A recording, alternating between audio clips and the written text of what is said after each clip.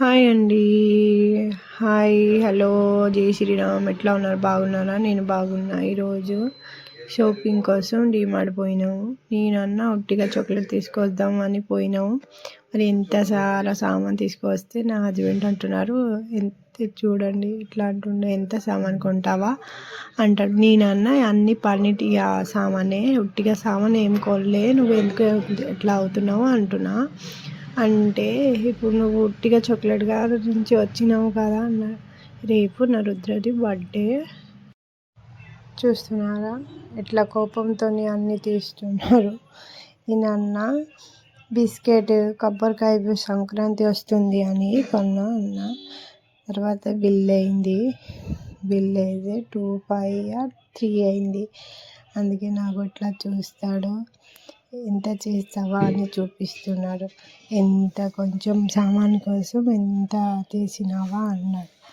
మరిపోయి ఏమైంది శివు అంటే, తీసుకో చాక్లెట్ తిను, నాకు అడగకు అంటుండు. కొంచెం కూర్చొని పిజ్జా తిన్నాం అన్నాం. మరి వద్దు ఇప్పుడు ఎందుకు, లేట్ అయింది తినడానికి, టైం అవుతుంది అని పిజ్జా తినలే.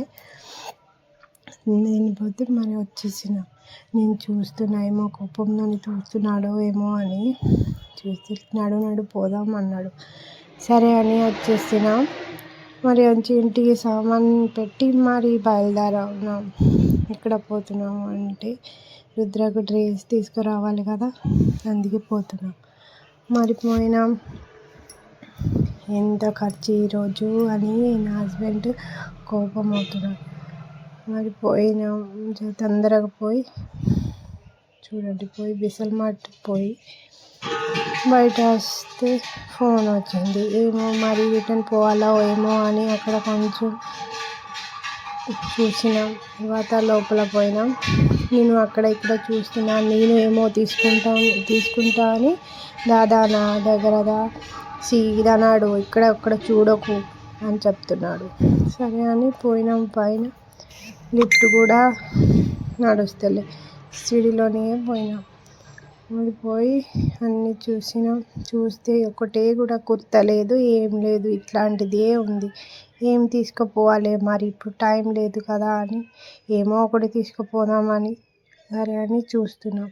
రుద్రకు తీసుకురాలే, అందుకే ఎట్లా తీసుకుపోవాలి అంటే కొంచెం అది గ్రీన్ కలర్ జీన్స్ తీసుకో, లేదు కదా రుద్రని అని గ్రీన్ కలర్ జీన్స్ ఒకటి, బ్లాక్ కలర్ ఒకటి, 2 టీ-షర్ట్ అన్నీ కొన్నాడు.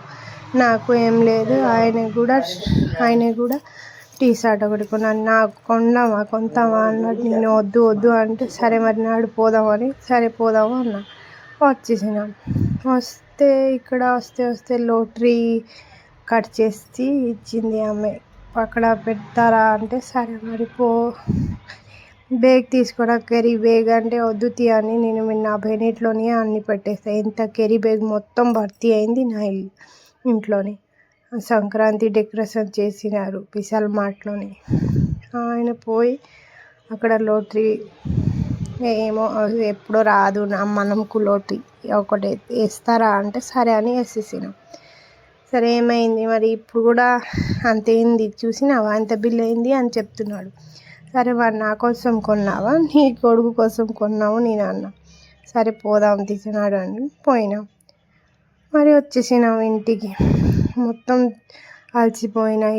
ఈరోజు మొత్తం షాపింగ్ చేయి మరి ఉంది రేపు బాగా పని. Thank you for watching. Subscribe करो, लाइक करो, शेयर करो.